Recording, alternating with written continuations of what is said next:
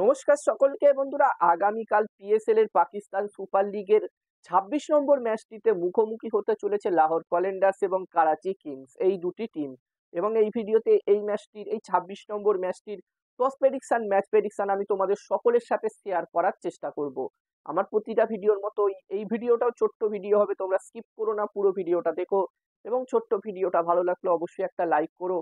আর বন্ধুরা, Pakistan super league তো এখন চলছে, কদিন পর থেকে আইপিএলও শুরু হচ্ছে, ইন্ডিয়ান প্রিমিয়ার লিগ শুরু হচ্ছে। এবং আইপিএল এর প্রতিটা ম্যাচের আপডেট, টস প্রেডিকশন, ম্যাচ প্রেডিকশনের ভিডিও তোমরা বাংলাতে এই ইউটিউব চ্যানেলে পেয়ে যাবে।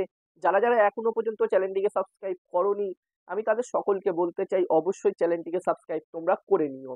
এবং তোমরা যারা যারা আলাদাভাবে এই ম্যাচটির 100% winning match report, match prediction জানতে চাও, তারা অবশ্যই এই স্ক্রিনে দেওয়া হোয়াটসঅ্যাপ নাম্বারটিতেও মেসেজ করতে পারো। আর বন্ধুরা, যেখানে করাচি কিংস এবং লাহোর কলিন্ডার্স টিমের মধ্যে এই ২৬ নম্বর ম্যাচটি হতে চলেছে করাচিতে, যেখানে ব্যাক টু ব্যাক অনেকগুলো ম্যাচ রাওয়ালপিন্ডিতে হবার পরে এই ম্যাচটি করাচিতে আবার হতে চলেছে। এবং বন্ধুরা, এই দুটি টিমের পারফরমেন্স নিয়ে যদি আমি কথা বলি, এখানে করাচি কিংস এবং লাহোর কলিন্ডার্স টিম, তো যেখানে লাহোর কলিন্ডার্স টিম অলরেডি কিন্তু এলিমিনেট হয়ে গেছে এবারের এই পিএসএল থেকে, তারা আর কোয়ালিফাই করতে পারবে না প্লে অফসের জন্য। যেখানে তাদের ৮টা ম্যাচ অলরেডি হয়ে গেছে এবং এই ৮টা ম্যাচের মধ্যে লাহোর কলিন্ডার্স টিম মাত্র একটা ম্যাচ জিততে পেরেছে, বাকি ৬টা ম্যাচ তারা হেরেছে। এবং একটি ম্যাচ তাদের বৃষ্টির কারণে ড্র হয়ে গেছিল। যেখানে বন্ধুরা, লাহোর কলিন্ডার্স টিম এই মুহূর্তে পয়েন্টস টেবিলসের একদম নিচে ৬ নম্বর পজিশনে আছে। এবং এখান থেকে তারা যদি তাদের বাকি দুটো ম্যাচ জিতেও নেয়, তাও কিন্তু তারা আর কোয়ালিফাই করতে পারবে না প্লে অফসে। তবে এখান থেকে লাহোর কলিন্ডার্স টিম অবশ্যই চাইবে, তাদের এই সিজনটা তো খারাপ হয়েইছে, তবে এখান থেকে বাকি দুটো ম্যাচ জিতে এবারের এই পাকিস্তান সুপার লিগ শেষ করতে। এবার দেখার বিষয় থাকবে কি হয়।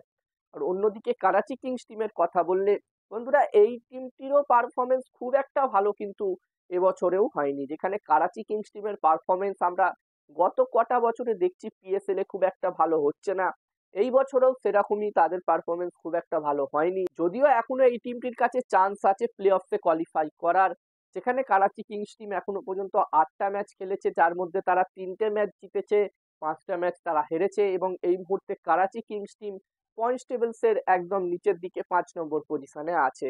তবে এখান থেকে করাচি কিংস টিম যদি তাদের বাকি দুটো ম্যাচ জিতে নেয় এবং পেশাওয়ার জালমি যদি তাদের বাকি ম্যাচগুলো হেরে যায়, তাহলে কিন্তু এখানে করাচি কিংস টিমের কিছুটা হলেও চান্স থাকবে প্লে অফসে কোয়ালিফাই করার। এবার দেখার বিষয় থাকবে কি হয়। আর বন্ধুরা, এই ম্যাচটির জন্য এই দুটি টিমের মধ্যে যদি আমি প্রথম ইনিংসে একটি ভালো টোটালের কথা বলি, তো এখানে প্রথম ইনিংসে 200+ স্কোর যদি হয়, তাহলে একটি ভালো টোটাল হবে। এই ম্যাচটিতে আমি যদি আমার প্রেডিকশন তোমাদের সকলের সাথে শেয়ার করি, তো বন্ধুরা এখানে আমার মনে হচ্ছে যে এই ম্যাচটিতে, বন্ধুরা ম্যাচটির প্রেডিকশন বলার আগে আমি তোমাদেরকে বলতে চাই, তোমরা যারা যারা আলাদাভাবে এই ম্যাচটির 100% winning match report, match prediction জানতে চাও, তারা অবশ্যই এই স্ক্রিনে দেওয়া হোয়াটসঅ্যাপ নাম্বারটিতে মেসেজ করতে পারো। এখানে এই ম্যাচটির 100% winning match report, match prediction তোমরা পেয়ে যাবে। এবং এই কাজগুলোর প্রমাণ দেখতে চাইলে হাসান ক্রিকেট প্রেডিকশন টেলিগ্রাম চ্যানেলেও জয়েন হতে পারো। ডেসক্রিপশনে টেলিগ্রাম চ্যানেলের লিংক আমি শেয়ার করে দিয়েছি। এবং তোমরা অনলাইন আইডি নিতে চাইলেও এই নাম্বারটিতে মেসেজ করতে পারো। এবং হাসান ক্রিকেট প্রেডিকশন একটি ইউটিউব চ্যানেলও আছে, তোমরা চাইলে ইউটিউব চ্যানেলটিতেও ভিজিট করতে পারো, ডেসক্রিপশনের লিংক আমি দিয়ে দিয়েছি। আর আমার মতে বন্ধুরা, এই ম্যাচটিতে টস জিতবে এখানে করাচি কিংস এবং ম্যাচটি জিতবে লাহোর কলিন্ডার্স টিম।